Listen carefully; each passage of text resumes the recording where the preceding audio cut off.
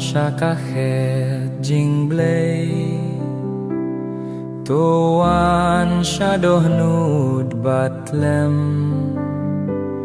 Tuan shakakmi soti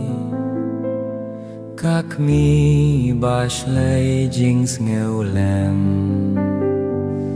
Hublay thay sotik mi ublay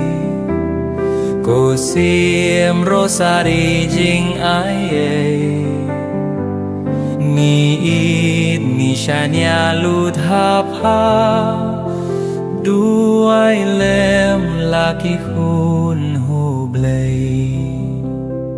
Shapak mi basbon iwan Riet ngen hajing kduk jong pa To piar lajain ku bayar